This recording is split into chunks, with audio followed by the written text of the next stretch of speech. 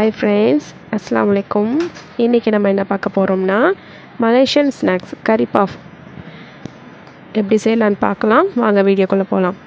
ஒரு கடாயில் லைட்டாக எண்ணெய் ஊற்றிட்டு அதில் கட் பண்ண ஒரு வெங்காயம், சின்னதாக கட் பண்ண ஒரு வெங்காயம் போட்டுக்கலாம்.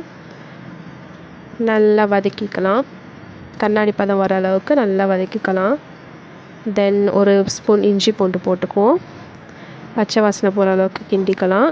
அப்புறம் 2 கருவேப்பிலை போட்டு நல்லா வதக்கிக்கிட்டு நல்ல ஒரு ஸ்மெல் கொடுக்கும். அதுக்கப்புறம் நம்ம உருளைக்கிழங்கு கட் பண்ண உருளைக்கிழங்கு 3 உருளைக்கிழங்கு கட் பண்ணி வச்சுருக்கேன், அதையும் போட்டு நல்லா கிண்டிக்குவோம். அப்புறம் 1 ஸ்பூன் மிளகாத்தூள் போட்டுக்கிட்டு, அப்புறம் கறி மசாலா, சிக்கனுக்கு போடுவோம்ல மசாலா, அந்த மசாலா நான் யூஸ் பண்ணது பாபாஸ் கறி மசாலா யூஸ் பண்ணேன். அது போட்டுட்டு அதுக்கப்புறம் 1 ஸ்பூன் உப்பு போட்டுக்குவோம். போட்டுட்டு நல்லா வதக்குவோம். வதக்கிட்டு அதுக்கு தேவையான அளவு தண்ணி ஊற்றிக்குவோம். தண்ணி ஊற்றிட்டு நான் 1 கிளாஸ் தண்ணி ஊற்றிக்கிட்டேன். நல்லா உருளைக்கிழங்கு வெந்து மசிஞ்சற அளவுக்கு தண்ணி ஊற்றிக்கணும், வேக வைக்கணும். அப்புறம் வெந்ததுக்கப்புறம் 1 ஸ்பூன் 1/4 ஸ்பூன் சீனி போட்டுக்கலாம்.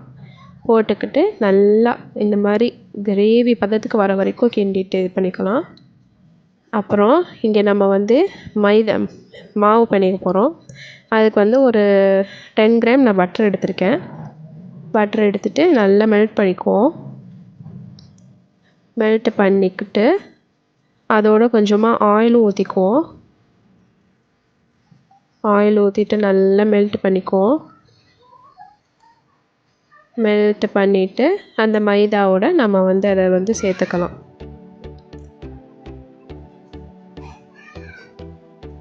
மைதாவில் கொஞ்சமாக உப்பு போட்டுக்கிட்டு, தேவையான அளவு உப்பு போட்டுக்கிட்டு, ஐஸ் வாட்டர் நம்ம யூஸ் பண்ணணும். அப்போ தான் நம்ம அதுக்கு ஒரு கிறிஸ்ப்னஸ் தரும். ஐஸ் வாட்டர் லைட்டாக ஊற்றிக்கிட்டு ஒரு கிளாஸ் ஊற்றிக்கிட்டு, அதுக்கப்புறம் நம்ம மெல்ட் பண்ண பட்டர் ஆயிலும் ஊற்றிக்கலாம்.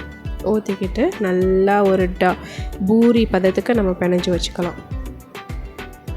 இப்போ நல்லா நம்ம மிக்ஸ் பண்ணிக்குவோம். அந்த மாவு, பட்டரு, ஆயில் இது 3 நல்லா மிக்ஸ் பண்ணிவிட்டு, அதுக்கப்புறம் நம்ம லைட்டாக தண்ணி ஊற்றிட்டு பூரி மாவு பதத்துக்கு நம்ம நல்லா பிணைஞ்சி வச்சுக்கலாம். பார்த்திங்கன்னா சாஃப்டாக நம்ம பூரி மாவு அளவுக்கு நம்ம பிணைஞ்சிக்கிட்டோம். அப்புறம் குட்டி குட்டியாக பூரி சைஸ் ரவுண்டுக்கு நம்ம ஊற்றி வச்சுக்கலாம். செம்மையாக இருக்கும் இந்த கறி பாஃபு. கண்டிப்பாக ட்ரை பண்ணி பாருங்கள். அப்புறம் நம்ம நல்லா மெலிசாக வேதிச்சுக்கலாம். நல்லா மெலிசாக வேதிச்சுட்டு இந்த கொலக்கட்டை கிட்ட இருக்குல்ல, அதில் வச்சுட்டு அதுக்குள்ளே நம்ம இந்த உருளைக்கிழங்கு மசாலாவை வைக்கணும். உருளைக்கிழங்கு மசாலா கொஞ்சமாக வச்சுக்கிட்டு அதை நம்ம க்ளோஸ் பண்ணி நல்லா ப்ரெஸ் பண்ணிக்கலாம். அந்த ஓரத்தில் ப்ரெஸ் பண்ணிக்கிட்டால் தான் அது வெளியாகாது. இல்லைன்னா மசாலா நம்மளுக்கு ஆயிலில் போட்டோன்னே வெளியாகிடும். நல்லா ப்ரெஸ் பண்ணிக்கிட்டால் அந்த ஷேப் வந்துடும் அழகாக. அவ்வளோதான். இதை அப்படியே ஆயிலில் நம்ம பொரிச்சு எடுத்துக்கலாம்.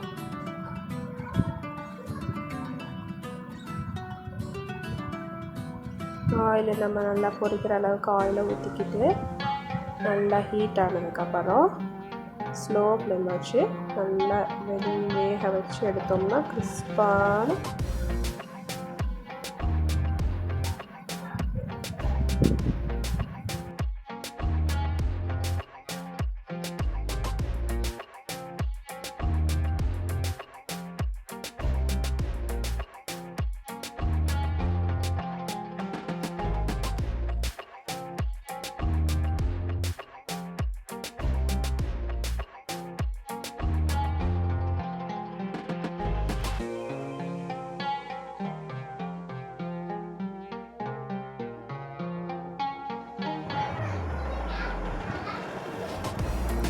பார்த்திங்கன்னா நம்மளுக்கு கிறிஸ்பான கறி பாஃப் ரெடி ஆகிடுச்சு. சூப்பரான முழு கறி பாஃப் ரெடி ஆகிடுச்சு நம்மளுக்கு. கண்டிப்பாக ட்ரை பண்ணி பார்த்துட்டு கமெண்ட் பண்ணுங்கள். ரொம்ப ஈஸியான மெத்தடு. பாருங்கள் எவ்வளோ கிறிஸ்பாக வருதுன்னு உள்ள அந்த உருளைக்கிழங்கு மசாலாவோட. Thank you friends. அஸ்ஸலாமு அலைக்கும்.